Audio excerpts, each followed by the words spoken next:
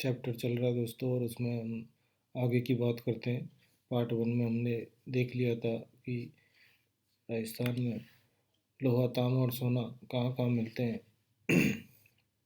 अब हम बात करते हैं सीसा, जस्ता एवं चांदी की। तो सीसा जस्ता के उत्पादन में राजस्थान का संपूर्ण देश में प्रथम स्थान है, और लगभग 16 प्रोड्यूसर राजस्थान संपूर्ण देश में है। सीसा जस्ता की जो मुख्य खान है वो जावर की खान उदयपुर है। जाबर की खान दोस्तों प्राचीन काल से ही लगभग 500 BC से यहाँ पे जो है सीसा जस्ता का उत्पादन हो रहा है। राजपुरा, दरीवा और सिंदेसर कला और सिंदेसर खुर्द की खानें हैं दोस्तों राजसमंद में। मोखमपुरा ईस्ट ब्लॉक भी राजसमंद में ही पड़ता है दोस्तों। रामपुरा, आगूचा और पुरबनेरा देवपुरा की जो बेल्ट है वो भीलवाड़ा में सीसा जस्ता के लिए जानी जाती है दोस्तों। देहरी, सिरोही और कायर घूघरा सावर अजमेर में है दोस्तों। ये घूघरा घूघरा घाटी है दोस्तों, जहाँ पे RPSC का ऑफिस भी अजमेर में विद्यमान है। तो घूघरा घाटी में भी सीसा जस्ता जो है दोस्तों पाया जाता है, और सावर अजमेर में भी। जो जावर की खान है दोस्तों, अगर आप ये जानना चाह रहे हैं कि उदयपुर में ये कहाँ पे पाई जाती है, तो इसका एक छोटा सा आइडिया मैं आपको दे देता हूँ दोस्तों।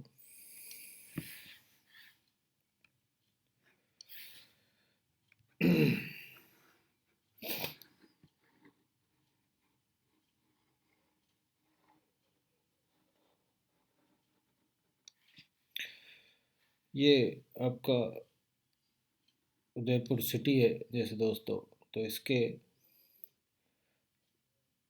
बिल्कुल दक्षिण में, लगभग 40 किलोमीटर दक्षिण में ये जावर की खान है दोस्तों यहाँ पे।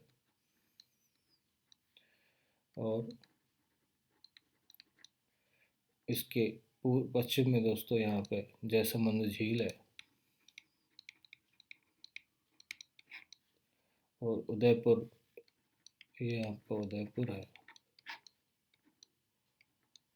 और इसके दक्षिण पूर्व में यहाँ पे झामर कोटरा की खाने हैं दोस्तों। झामर कोटरा, अभी आप आगे बढ़ोगे यहाँ पर रॉक फॉस्फेट के भंडार हैं। तो ये जो है जावर की स्थिति है उदयपुर में दोस्तों। और अब हम बात करते हैं मैंगनीज की। तो मैंगनीज जो है का उत्पादन राजस्थान में मुख्यतः एक ही जगह पर होता है, बांसवाड़ा में। गोरैया से राथीमुरी तक एक 22 किलोमीटर लंबा ये स्ट्रेच है, यहीं पे मैंगनीज का होता है। इसका ये जो लीलवानी, इटाला, घाटिया, काला खूंटा, ये जो क्षेत्र है, ये जो स्थान है, इसी बेल्ट में है, और ये काफ़ी फेमस है। और लीलवानी पर तो एक दो बार क्वेश्चन भी आ चुका है दोस्तों, अगली पुरानी RPSC की परीक्षाओं में। और काला खूंटा, रूपा खेड़ी और तंबेसरा, ये याद रखना दोस्तों नाम, इन पर क्वेश्चन बन जाते हैं। अब हम बात करते हैं टंगस्टन की। टंगस्टन दोस्तों ये एक मेटल ऑफ स्ट्रेटेजिक इम्पोर्टेंस कहलाता है, यानी कि जो डिफेंस सेक्टर है हमारा, जो रक्षा क्षेत्र है, वहाँ पे विभिन्न प्रकार के हथियारों में टंगस्टन का उपयोग होता है, इसलिए ये एक स्ट्रेटेजिक इम्पोर्टेंस का मेटल है। इसका क्षेत्र दोस्तों, जो बड़ा क्षेत्र है वो नागौर का डेगाना है, और यहाँ पे इसका लगभग संपूर्ण जो पार्ट है टंगस्टन का यहीं पे पाया जाता है। बाकी कुछ अन्य क्षेत्र बाल्दा एवं उदूबारिया है, सुरोही में स्थित हैं दोस्तों। वोल्फ्रामाइट और सीलाइट की जो है अयस्क में टंगस्टन पाया जाता है दोस्तों। अब हमारा अगला जो धातु है, तो टंगस्टन तक हमारे दोस्तों धात्विक खनिज समाप्त होते हैं, और अब हमारे आध्यात्मिक खनिज शुरू होते हैं दोस्तों। तो बेराइट एक आध्यात्मिक खनिज है और इसका राजस्थान में जो है 2.99 मिलियन टन के भंडार हैं दोस्तों, जिसका लगभग 90% भंडार उदयपुर में है बेराइट के।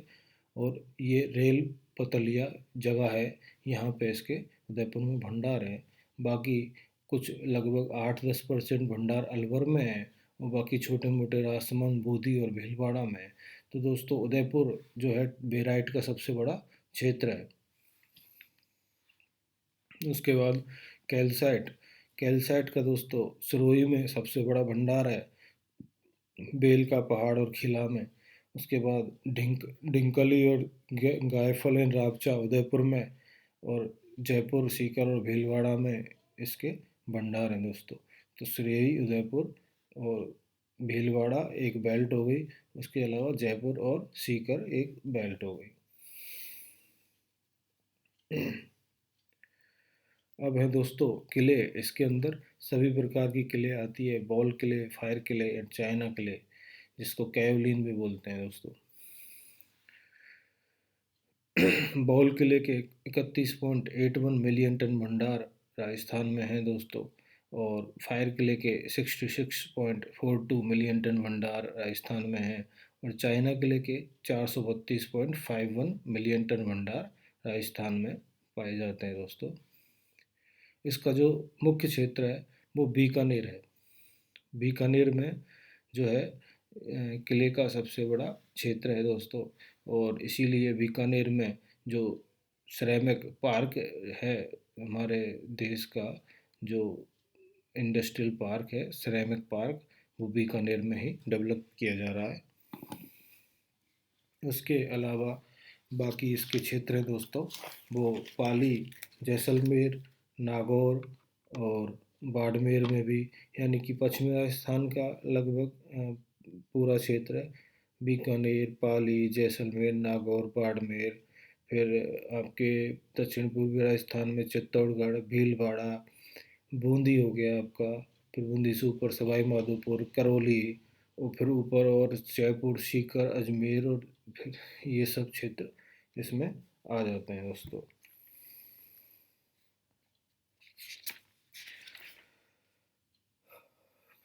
तो ये आपका लगभग राजस्थान के जो है पश्चिमी राजस्थान में ऊपर बीकानेर से लेके नीचे बाड़मेर तक, और इधर आपका सीकर से लेके जयपुर, फिर करौली, सवाई माधोपुर, भीलवाड़ा, चित्तौड़गढ़, और आपका नीचे चित्तौड़गढ़ तक जो है।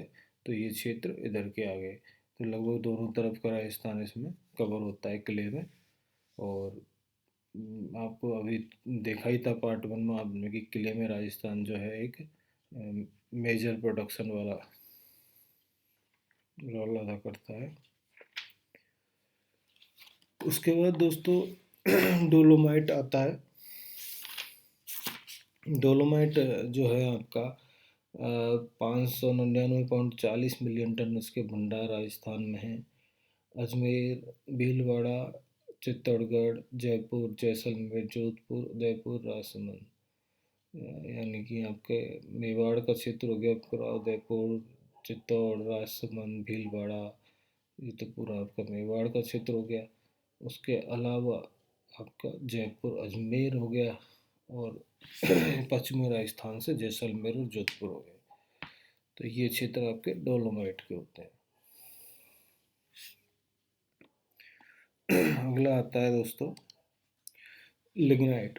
लिग्नाइट बहुत इम्पोर्टेंट है आधात्विक खनिजों में, क्योंकि लिग्नाइट जो है राजस्थान में ऊर्जा उत्पादन में प्रयोग में लिया जाता है। तो लिग्नाइट जो है दोस्तों ये टर्सरी काल के फॉर्मेशन, जो कि मिडिल ईओसीन एज में बने थे, तब के ये जो है लिग्नाइट के भंडार हैं। इसके जो बेसिन है दोस्तों वो बाड़मेर, सांचौर बेसिन, जैसलमेर बेसिन और नागौर बेसिन है। 3 बेसिन है। तो बाड़मेर, सांचौर बेसिन में तो हो गया आपके बाड़मेर और जालौर जिले। जैसलमेर बेसिन में हो गया आपका जैसलमेर जिला। और नागौर बेसिन में हो गया आपका नागौर और बीकानेर जिला। तो ये जो है ज़िले इसमें कवर होते हैं लिग्नाइट में, बाड़मेर, जैसलमेर, बीकानेर, नागौर और जालौर। और गिरल कपूरडी जलीपा जो बाड़मेर में है, ये काफ़ी फेमस क्षेत्र है इसके। और गिरल और कपूरडी जलीपा दोनों ही जगहों पर बाड़मेर में इनसे विद्युत उत्पादन भी लिग्नाइट से किया जा रहा है। और इधर आपके बीकानेर में जो फेमस क्षेत्र है वो है पलाना और बरसिंगसर और गुढ़ा। तो पलाना, बरसिंगसर और गुढ़ा इन दोनों क्षेत्रों में भी विद्युत का उत्पादन बीकानेर में किया जा रहा है जो है लिग्नाइट से। बाकी आपका मातासुक, कसनाऊ, इगियार जो है नागौर का क्षेत्र है। अगला आपका है दोस्तों लाइम स्टोन। लाइम स्टोन जो है बहुत महत्वपूर्ण आध्यात्मिक खनिज है एक और।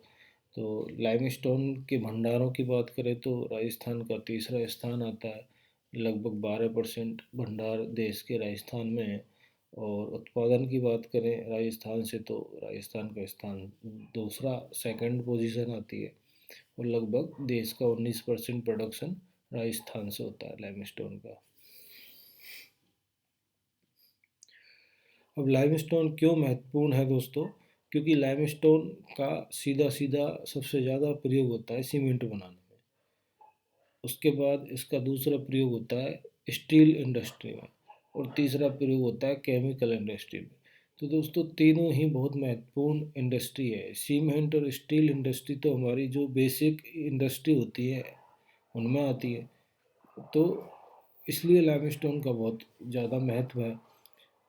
अब ये लाइमस्टोन राजस्थान में कौन कौन सी जगहों पे मिलता है? तो जैसलमेर में इसकी एक बेल्ट है, सम मंदा बेल्ट है लाइमस्टोन की। ये जैसलमेर में है। यहाँ से स्टील ग्रेड का लाइमस्टोन निकलता है। और बाकी राजस्थान के 25 ज़िलों से, 33 ज़िलों में से 25 ज़िलों से सीमेंट ग्रेड का लाइमस्टोन निकलता है।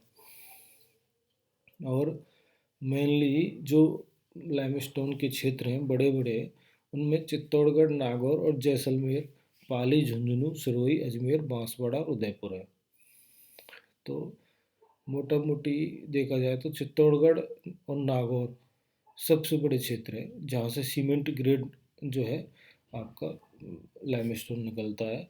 और सबसे ज़्यादा खाने भी इन दो ज़िलों में हैं, चित्तौड़गढ़ और नागौर में। और जैसलमेर से निकलता है आपका स्टील ग्रेड लाइमस्टोन। दोस्तों 23 सीमेंट के प्लांट, बड़े प्लांट, वो भी मेजर प्लांट राजस्थान में स्थापित हैं। और राजस्थान की सीमेंट प्रोडक्शन में फर्स्ट रैंक है पूरे देश में। तो लाइमस्टोन का महत्व है, आप इस बात से समझ लीजिए कि लाइमस्टोन की दम पर राजस्थान देश में सबसे ज़्यादा सीमेंट का उत्पादन कर रहा है। अब बात दोस्तों लाइमस्टोन की चली है तो इसको थोड़ा सा हम और समझ लेते हैं कि लाइमस्टोन और सीमेंट का क्या कनेक्शन है। इसको थोड़ा सा आप और समझिए क्योंकि इससे आपका जो है समझ का लेवल ही बढ़ेगा। तो उसको हम देखते हैं थोड़ा सा। तो लाइमस्टोन बेसिकली होता क्या है दोस्तों? कि कोई भी अवसादी चट्टान, कोई भी सेडिमेंट्री रॉक जिसमें कैल्शियम कार्बोनेट की मात्रा हो, जिसका कंटेंट मुख्यतः कैल्शियम कार्बोनेट हो, मेजर कंटेंट, वो लाइमस्टोन कहलाती है। तो इसमें कई प्रकार के पत्थर और जो है वो कैल्सरस, कैलकेरियस जो चट्टानें हैं वो आ जाती है। इसके साथ कैल्शियम कार्बोनेट के साथ साथ लाइमस्टोन जो होता है इसमें मैग्नीशियम ऑक्साइड और आयरन के ऑक्साइड, एल्युमिनियम के ऑक्साइड और सिलिका भी पाई जाती है। सिलिका दोस्तों क्वार्ट्ज को बोलते हैं। इसका फॉर्मूला है SiO2। SiO यहाँ पे ये 2 छूट गया है। और दोस्तों SiO2 जो है क्वार्ट्ज, ये हमारे पृथ्वी का जो क्रस्ट है उस पर सबसे ज़्यादा पाए जाने वाला एलिमेंट जो होते हैं उनमें दूसरा नंबर है। पहला नंबर किसका है वो हम अभी आपको बताएंगे थोड़ी सी देर में इसी वीडियो में। तो पहला नंबर उस खनिज का है जो हम बताएंगे थोड़ी देर बाद। लेकिन ये जो सिलिका है, क्वार्ट्ज है, इसका क्रस्ट की जो एलिमेंट पाए जाते हैं उनमें दूसरा नंबर है, सेकंड मोस्ट अबंडेंट एलिमेंट। अब हम लाइमस्टोन हमने समझ लिया दोस्तों। अब हम कनेक्शन उठाते हैं सीमेंट का लाइमस्टोन से। तो सीमेंट उत्पादन में लगभग 70% जो है लाइमस्टोन जो है यूज हो रहा है। यानी कि सीमेंट ग्रेड लाइमस्टोन जो है वो 70% है। जितना लाइमस्टोन उत्पादन हो रहा है उसका 70% लगभग सीमेंट ग्रेड लाइमस्टोन है। और लगभग 12% स्टील ग्रेड लाइमस्टोन का उत्पादन हो रहा है। और लगभग 3% केमिकल ग्रेड लाइमस्टोन का उत्पादन हो रहा है। बाकी में और आ जाते हैं। तो जो सीमेंट ग्रेड लाइमस्टोन है इसकी खासियत है दोस्तों कि इसमें कैल्शियम का जो ऑक्साइड है ये लगभग मिनिमम 42-45% होना चाहिए। और मैग्नीशियम का ऑक्साइड 4% से ज़्यादा नहीं होना चाहिए। और एल्युमिनियम और आयरन के ऑक्साइड 1-2% के समथिंग। और सिल्का जो है क्वार्ट्ज जो 12 से 15% के आसपास होनी चाहिए, उससे ज़्यादा नहीं। अगर ये बैलेंस बिगड़ जाता है तो वो ग्रेड सीमेंट ग्रेड से हट जाती है। जैसे आपका स्टील ग्रेड जो लाइमस्टोन है उसमें कैल्शियम कार्बोनेट लगभग 90% से ज़्यादा है। और सिल्का और एल्यूमिनियम के जो ऑक्साइड है वो मिला के लगभग 6% तक हो जाते हैं। और आपका मैग्नीशियम के ऑक्साइड है वो लगभग 4% तक। तो यो करके मतलब जो स्टील ग्रेड लाइमस्टोन है उसमें जो है कैल्शियम की मात्रा ज़्यादा होती है। और जो आपका सीमेंट ग्रेड लाइमस्टोन है उसमें थोड़ी कम होती है कैल्शियम की मात्रा। ये आपने देखा कि भाई ये चक्कर क्या है, सीमेंट ग्रेड कौन सा लाइमस्टोन होता है, स्टील ग्रेड कौन सा। तो ये आपने यहाँ से समझा दोस्तों। ये बॉक्स आप देख लीजिए। उसके बाद हम देखते हैं कि भाई लाइमस्टोन की खानें कहाँ कहाँ पे हैं राजस्थान में और कौन कौन उन खानों से जुड़ा हुआ है। तो चित्तौड़गढ़ में दोस्तों सबसे ज़्यादा लाइमस्टोन की खानें हैं, 7 आज की डेट में। वो खाने किसकी हैं? अल्ट्राटेक, बिरला और जेके सीमेंट की। अल्ट्राटेक और बिरला तो दोनों ही आदित्य बिरला ग्रुप के हैं। जेके सीमेंट जेके ग्रुप का है। और उसके बाद दोस्तों नागौर में है 5 खाने अल्ट्राटेक और जेके सीमेंट की। उसके बाद पाली में 2 खाने हैं, एक अंबुजा और श्री सीमेंट। सिरोही में भीनानी और जेके लक्ष्मी की। और जयपुर में अल्ट्राटेक की। अजमेर में श्री सीमेंट की। बूंदी में एसीसी लिमिटेड की। यहाँ ध्यान रखना दोस्तों, जेके सीमेंट और जेके लक्ष्मी सीमेंट एक नहीं है, ये दोनों अलग अलग ब्रांड है। हाँ, इनमें जेके एक ही है। जेके इनका फैमिली ब्रांड है। उसके बाद में ये 2 भाई अलग अलग हो गए। तो एक ने जेके सीमेंट और एक ने जेके लक्ष्मी सीमेंट अलग अलग जो है अपना उत्पादन शुरू किया। और अल्ट्राटेक आपका Aditya Birla group, ACC limited आपका टाटा ग्रुप का, श्री सीमेंट और बिनानी सीमेंट, अंबुजा सीमेंट आपका अडानी ग्रुप का। तो इस तरह से ये आपके उद्योग की बात भी यहाँ पर हो गई दोस्तों कि लाइमस्टोन की खानें जो है कहाँ कहाँ हैं और कौन कौन से उनके जुड़े हुए उद्योग हैं। तो उद्योग की बात भी आपकी यहाँ पे हो जाती है दोस्तों। अब इसी कड़ी में लाइमस्टोन और सीमेंट की कड़ी में हम आपको एक थोड़ा सा रोचक जो है आपको हो सकता है कि थोड़ा सा लगे। तो ये हम आपको एक सामान्य सी बात दिमाग में कौन दी थी तो वो बताने जा रहे हैं कि भाई सीमेंट जो होता है हमारे देश में, वो हमने कभी देखा होगा कि भाई कट्टे सीमेंट के जो कट्टे होते हैं उस पे लिखा होता है 43 grade cement, 33 grade cement, 53 grade cement. यहाँ पे दोस्तों माफ़ कर देना, ये 55 नहीं 53 ग्रेड है। तो 3 तरह का सीमेंट होता है आपका, 43 ग्रेड, एक 33 ग्रेड, एक 33, एक 43, एक 53 ग्रेड। अब दोस्तों ये 33, 43, 53 का क्या फंडा है भाई? ये 30 भी हो सकता था, ये 40 भी हो सकता था, ये राउंड फिगर में क्यों नहीं लिया ग्रेड वाले फंडे? ये 3 का क्या आंकड़ा है? तो ये हम समझने की कोशिश करते हैं दोस्तों। इसके पीछे एक कहानी है कि भारत आज़ाद देश बना 1947 में। उससे पहले हम गुलाम थे यूनाइटेड किंगडम के, और जो ब्रिटिश लोग थे उनके यहाँ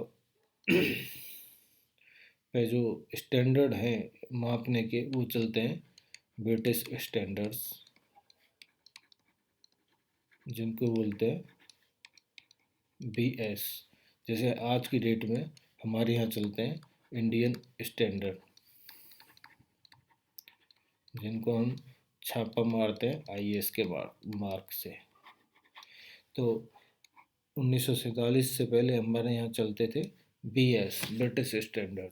तो BS में क्या था कि इनका जो सीमेंट था वो चलता था फ्रेंड्स 32.5 ग्रेड, 43.5, 42.5 ग्रेड, 52.5 ग्रेड। अब ये 0.5 ग्रेड के पीछे भी कारण था कि इनके यहाँ FPS यूनिट का सिस्टम था, यानी कि फुट, पाउंड एंड सेकंड से ये मापते थे। आज की डेट में जो मीटर, किलोग्राम और हावर का जो सिस्टम है, उसकी जगह इनके यहाँ था किलोग्राम या ग्राम, और आवर का जो सिस्टम उसकी जगह इनके यहाँ था ब्रिटिश में फुट, पाउंड और सेकंड वाला सिस्टम यूनिट का। तो उसकी तो ये था इनका 32.5, 42.5, 52.5। और ये ग्रेड क्या था कि ये 32.5, 42.5 और 52.5 जो सीमेंट की क्षमता होती है स्ट्रेस सहन करने की, दबाव सहन करने की, उसका जो है यूनिट वो था ये माप, कि भाई इतना जो है मेगा पास्कल का जो आपका मेगा पास्कल का दबाव सीमेंट आपका झेल सकता है। तो जो 32.5 का था वो थोड़ा कम, 42.5 वाला थोड़ा ज़्यादा दबाव झेलता है, 52.5 का थोड़ा और ज़्यादा दबाव झेलता है। तो इस तरह से इनके सीमेंट थे। तो उसी 32.5, 42.5 और 52.5 को हमने कर दिया 33, 43 और 53, यानी कि पॉइंट की बजाय हमने सोचा चलो इसको 3 में पहुंचा देते हैं सीधा। तो उसका हो गया 43 ग्रेड, 33 ग्रेड, 43 ग्रेड और 53 ग्रेड। और दोस्तों इंडिया में जो ये तीनों ग्रेड हैं वो ऑर्डिनरी पोर्टलैंड सीमेंट के होते हैं। हमारे यहाँ ऑर्डिनरी पोर्टलैंड सीमेंट यूज में लिया जाता है। अब ये दाब वाला फंडा क्या है कि भाई इतना मेगा पास्कल का दाब ये क्या होता है? तो ये होता है भाई, जैसे किसी फैक्ट्री ने सीमेंट बना लिया अपना, और उस सीमेंट का ग्रेड तय करना है कि ये सीमेंट किस ग्रेड का है। तो उसके लिए भारत सरकार ने अपना एक निश्चित लैब है, उसमें ये क्या करते हैं कि उस सीमेंट की 70.6 बाई 70.6 इंटू 70.6 mm की एक ब्लॉक ईंट बनाते हैं, और उस ईंट को 28 दिन के लिए रख देते हैं सुखाने के लिए। जब वो ईंट 28 दिन तक रखी रहती है, उसके बाद उस पर इनकी एक फिक्स मशीन है, उसमें प्रेशर डाला जाता है। तो जितना प्रेशर वो ईंट अपने ऊपर सहन कर लेती है, उसके हिसाब से तय होता है कि भाई इस सीमेंट की ग्रेड क्या है। तो अगर किसी ईंट ने 32.5 मेगा पास्कल से ऊपर का प्रेशर सहन कर लिया, तो वो 43 ग्रेड का सीमेंट माना जाता है। 42.5 मेगा पास्कल या फिर 43 मेगा पास्कल का जो दबाव है वो सहन कर लिया, तो वो 43 ग्रेड का सीमेंट माना जाता है। और इसी तरह से 53 मेगा पास्कल का जो दबाव सहन कर लेती है ईंट, तो वो 53 ग्रेड की मानी जाती है। तो ये तो हो गया आपका कि सीमेंट की ग्रेड कैसे तय होती है। अब इनमें सीमेंट में डिफरेंस क्या है 33, 43 और 53 ग्रेड में? तो सीधा सा है, क्षमता वाली बात है। जितना ग्रेड ज़्यादा उस सीमेंट की क्षमता उतनी ज़्यादा है। लेकिन केवल यही नहीं है कि भाई क्षमता ही ज़्यादा है, उसके कुछ गुण दोष और भी हैं। जैसे अगर आप ज़्यादा क्षमता का सीमेंट यूज करोगे, तो उसके अंदर जो हाइड्रेशन की हीट है वो भी ज़्यादा होगी। तो हाइड्रेशन की हीट ज़्यादा होने से वो सीमेंट के अंदर क्रैक बहुत जल्दी पड़ते हैं। अगर उस सीमेंट को आप उचित अनुपात में और उचित एक गाइडेंस में यूज़ ना करें, तो उसमें फिर क्रैक पड़ जाते हैं। तो इसलिए कहा जाता है कि भाई जो हमारे घरेलू बिल्डिंग बनती हैं उसमें हम 53 ग्रेड का सीमेंट यूज नहीं करते, क्योंकि इसके लिए बहुत ही ज़्यादा सख्त अनुपात यूज में लिए जाते हैं। ज़्यादातर हम यूज करते हैं आज की डेट में 43 ग्रेड का सीमेंट अपने घरों में, और 33 ग्रेड का भी पहले यूज करते थे, लेकिन आजकल इसका यूज कम हो गया है। 53 ग्रेड का जो सीमेंट है आपका, ये यूज होता है ऐसी स्ट्रक्चर्स में जहाँ पे बहुत ज़्यादा दबाव सहने की ज़रूरत हो। जैसे ब्रिज बना रहे हैं हम, रेल के वो बना रहे हैं खंबे, या फिर किसी मल्टी स्टोरी बिल्डिंग बना रहे हैं, उसमें पिलर बनाने हैं। और मतलब जो ज़्यादा दबाव के और ज़्यादा क्षमता वाले स्ट्रक्चर होते हैं, वहाँ पे 53 ग्रेड का यूज़ किया जाता है। तो ये क्लियर है कि भाई 43 ग्रेड का यूज जो है आजकल नॉर्मल घरों में किया जाता है। अब है दूसरा क्वेश्चन, हमने देख लिया कि भाई 33, 43 और 53 ही क्यों कहा जाता है इनको, क्योंकि ब्रिटिश स्टैंडर्ड से ही हमने अपने इंडियन स्टैंडर्ड लिए हैं। और यूज भी हमने देख लिया कि 43 ग्रेड का यूज कहाँ होता है आजकल, और 53 ग्रेड का यूज कहाँ होता है। बड़े बड़े जो स्ट्रक्चर है और ज़्यादा दबाव वाले स्ट्रक्चर है वहाँ पे 53 ग्रेड का यूज होता है। तो ये हमने देख लिया। अब हम वापस अपने टॉपिक पर चलते हैं।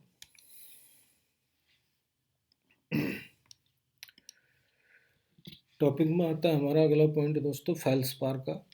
तो फेल्सपार के राजस्थान में 87.94 मिलियन टन के भंडार हैं, और ये मुख्यतः Ajmer is the leading producer district.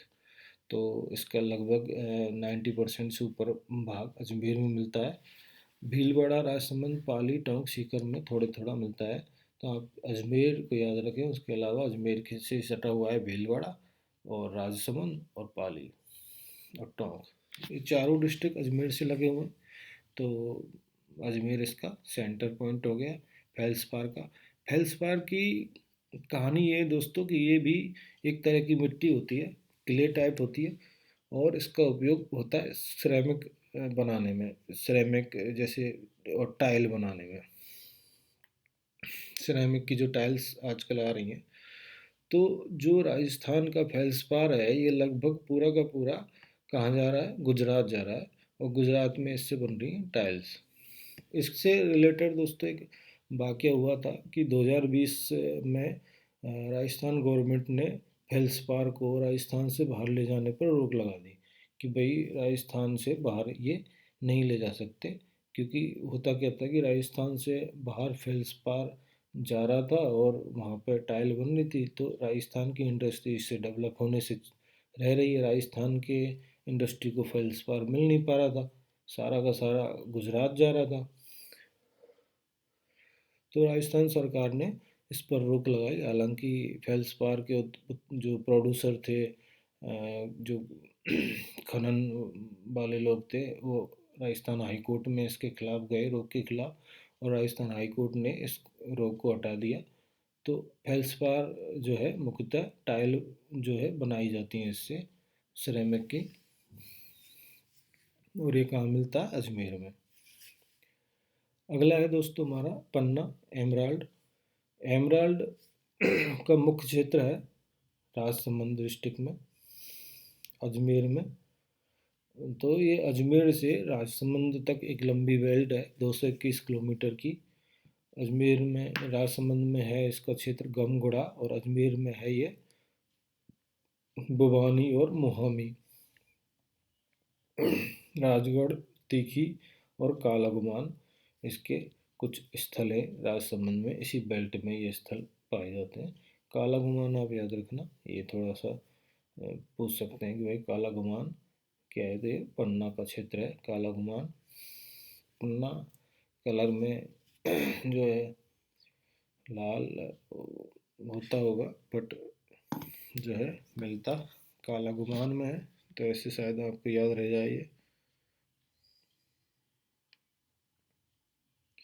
अब हमारा अगला जो है फ्लोराइट।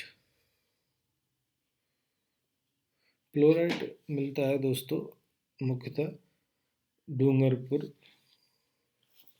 हाँ, यहाँ पे आपको एक बात बताऊँ, पन्ना जो है कलर में हरे रंग का होता है, और मिलता है कालागुमान, कालागुमान में।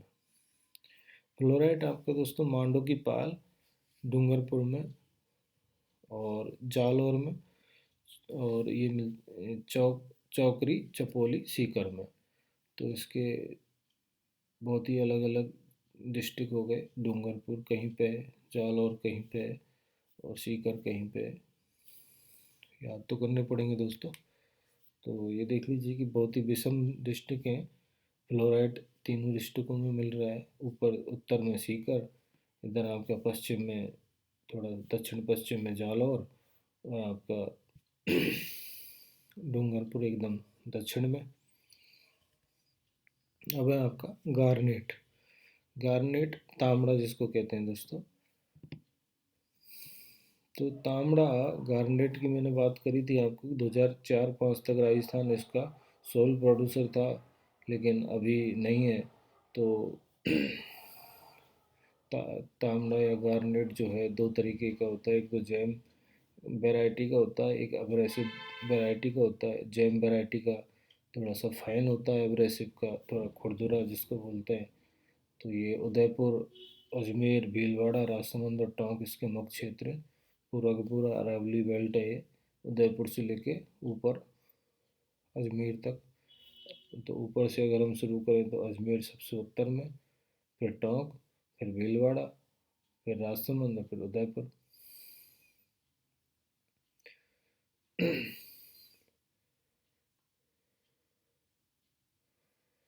तो ये क्षेत्र आपके हैं।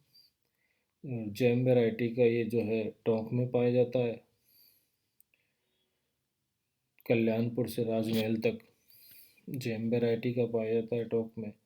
और अब्रेसिव वैरायटी का जो है आपका भीलवाड़ा से राजसमंद तक पाया जाता है। तो जो बढ़िया क्वालिटी का तांबड़ा है वो टोंक में है, और जो अग्रेसिव वैरायटी है वो भीलवाड़ा और राजसमंद बेल्ट में पाई जाती है आपके। अब बात करते हैं जिप्सम। जिप्सम की दोस्तों, जिप्सम का 82% जो है भंडार राजस्थान में है, और जो उत्पादन होता है पूरे देश में उसका 99% जो है उत्पादन देश का राजस्थान में होता है। तो लगभग मोनोपोली है जिप्सम उत्पादन में राजस्थान की। इसके जो मुख्य क्षेत्र हैं वो बीकानेर, नागौर, जैसलमेर, बाड़मेर, जालौर, श्री गंगानगर, हनुमानगढ़, यानी कि पूरा का पूरा पश्चिमी राजस्थान। ऊपर गंगानगर, हनुमानगढ़ से शुरू कर दीजिए, नागौर आ गया, फिर बीकानेर आ गया, फिर आपका जैसलमेर, फिर बाड़मेर और फिर जालौर। बीच में बस पाली, जोधपुर और चूरू रह गए आपके। बाकी पूरा पश्चिमी राजस्थान आपका जिप्सम कवर करता है। तो इस तरह से दोस्तों आपके धात्विक खनिज भी कंप्लीट होते हैं। और थोड़ा सा ये है एक टेबल, और ये जो है अयस्क हैं या फिर खनिज हैं, और ये उनकी जो है मात्रा है कि कितना कितना भंडार राजस्थान में है। कभी किसी क्वेश्चन में मुख्य मुख्य अयस्क हैं, पूछ भी सकते हैं इनके बारे में। तो कॉपर अयस्क का लगभग 809 मिलियन टन भंडार राजस्थान में है, यानी कि देश का 54% जो है कॉपर का भंडार राजस्थान में है। गोल्ड अयस्क का 118 मिलियन टन, आयरन अयस्क का 666 मिलियन टन, सीसा जस्ता अयस्क का 629 मिलियन टन। तो आयरन सीसा जस्ता लगभग बराबर से है, 666 और 629। मैंगनीज अयस्क का 5.78 मिलियन टन, सिल्वर अयस्क 458.5 मिलियन टन, और नेचुरल गैस के 36.95 बिलियन क्यूबिक मीटर आयतन है इसका। पेट्रोलियम क्रूड ऑयल का 37.3 बिलियन क्यूबिक मीटर। तो 37 नेचुरल गैस और पेट्रोलियम भी लगभग बराबर सी मात्रा में 36 और 37 बिलियन क्यूबिक मीटर पाए जाते हैं। सबसे ज़्यादा जो भंडार हैं वो कॉपर के ही हैं। आयरन के भंडार 666 है। मैंगनीज के भंडार सबसे कम है, और आपने देखा कि ये केवल एक ही जगह पाया जाता है राजस्थान में, बांसवाड़ा में मुख्यतः। तो इस तरह से दोस्तों हमारा पार्ट 2 राजस्थान के खनिज कंप्लीट होता है, और इसमें एक पार्ट 3 हम बहुत जल्दी लेकर आएंगे। उसमें कवर करेंगे कि ये सब पार्ट 1 और पार्ट 2 में जो भी क्षेत्र खनिज के बताएं, ये और बेहतरीन तरीके से कैसे याद किए जा सकते हैं कि आप इनको कभी भूलो ना। और साथ ही साथ इसके इन खनिजों पर आधारित जो उद्योग होंगे उसको भी हम उसमें कवर कर लेंगे। ठीक है दोस्तों, थैंक यू। अगर वीडियो आपको पसंद आती है तो प्लीज़ लाइक कर दीजिए। Thank you so much.